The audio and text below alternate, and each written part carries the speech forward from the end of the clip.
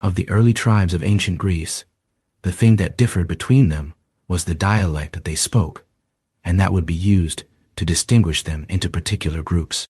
The early Ionian Greek speakers were prominent in Attica, and groups would flee to avoid the catastrophe caused by the Dorian invasions around 1000 BC. These Ionians went off to the Aegean Islands and the coastline of Asia Minor. Of these early cities that popped up along that coastline, it was Miletus that became the chief city there. Around 640 BC, the Egyptian king Psamtik I had just hired Greek mercenaries from Asia Minor and had them stationed on the eastern edge of the Nile Delta. Not long after that, a trading post named Naucratis, ruler of the sea, was established on the western end around 630 BC. Meanwhile, it must be noted that Semitic-speaking people known as the Chaldeans had just established their own empire after taking over Babylonia in the 7th century BC. They went on to eradicate the Assyrians by 600 BC with the help of the Medians. By the 7th and 6th century BC, the kingdom of Lydia grew into a powerful force and began attacking cities about Asia Minor. This was the world that Thales of Miletus was born into. Thales' early life is unknown, but he must have been aware of the Lydian overlord, King Alyattes, who came to power when Thales was still young. It is speculated that Thales came from an influential family, likely merchants or mercenaries. If they were merchants, it would be plausible for Thales to have been able to travel to Egypt, as the Greeks have now occupied the North African coast for a few decades. To obtain the Chaldean knowledge, one speculation is that he could have picked it up in Syria. It was at the Battle of Carchemish that the Egyptians and the Chaldeans clashed around 605 BC. Both sides were known to have had Greek mercenaries, but to keep it short, the Chaldeans won and virtually took over the Fertile Crescent. Thales would have been about 20 years old after the conclusion of this battle. Regardless of where his knowledge came from, according to Greek history, Thales is considered to be the founder of their scientific, mathematical, and philosophical origins. In science, he is known for astronomy and magnetism. In astronomy, the Greek historian Herodotus goes on to credit Thales for successfully predicting a solar eclipse. This eclipse was said to be the same one that had ended the battle between the Medians and Lydians on the 28th of May, 585 BC. There wasn't a method of predicting the movement of the planetary bodies at this point. One way a prediction could have been done was in analyzing the reported eclipses and then coming to an educated guess. However, there are still multiple accounts of this prediction being made and attributed to Thales, but mainly many years later. In terms of magnetism, there is a Greek legend about Magnus the shepherd and his iron-tipped staff getting stuck to a strange stone. Thales was either said to have stumbled on such an incident in Magnesia, or later heard about it.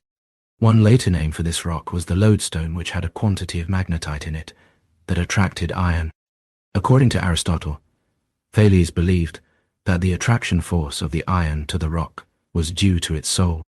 Based on the Greek notion of a soul, this likely refers to a non-physical entity that causes the movement, in other words, a possession. Anyways, the rock initially gained the name of Magnetis Lithos, meaning magnesia stone, and then was called other names. In mathematics, Thales is said to have brought geometry, trigonometry, and introduced deductive reasoning to the Greek world. Some of these geometric feats include the bisection of a circle by its diameter, base angles of isosceles triangles being equal, pairs of vertical angles formed by two intersecting lines being equal and describing congruent triangle. The bisection of a circle basically refers to dividing the circle into two equal halves by using its diameter and having proof that two equal semicircles were created, hence the theorem. When it comes to the base angles of isosceles triangles being equal, it must be noted that to be considered an isosceles triangle, two sides must be congruent. The theorem then states that the angles opposite of those congruent sides are themselves also congruent, meaning they are the same degree. Those base angles being congruent will then converge the congruent sides into a single vertex angle.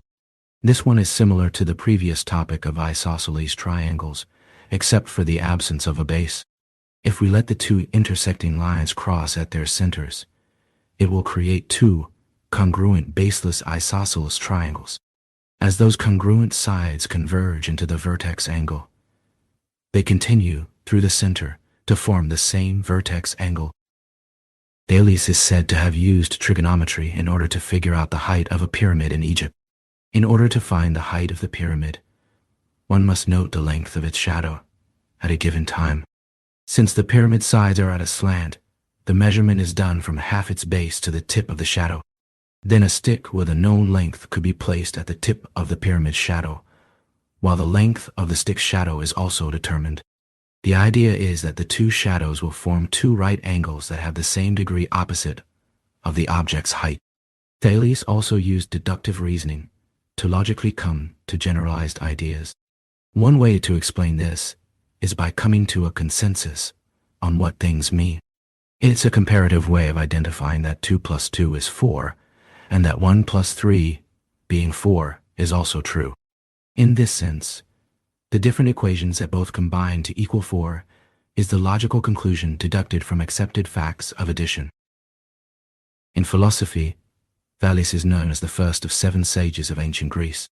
Of these wise men include Pittacus, a military general who tried to reduce the power of nobles; Bias, a politician who offered free legal services; Solon, a statesman who built the foundation of Athenian democracy; Eubulus, a poet related to Thales, apparently; Periander, a tyrant that improved Corinth; and Chelon, a politician that militarized Sparta. One of Thales' philosophical views is on the universe, in which he theorized on its formation without the implications of a deity. In this, he described a dimension of water, with earth being subservient in nature to whatever he meant by water. This comes from the writings of Aristotle, and he attributes that theory to Thales. This could possibly be described as one of those beach balls floating on top of water, or a trapped air bubble surrounded by water. It is unsure what his views truly were. Did he visualize a global Earth, or a huge island on top of water? However he lived his life, Thales would be written about after his death by the new thinkers of ancient Greece, such as Plato, Aristotle, and Herodotus. They were some of those that added legends to his name, as there were no surviving works of Thales.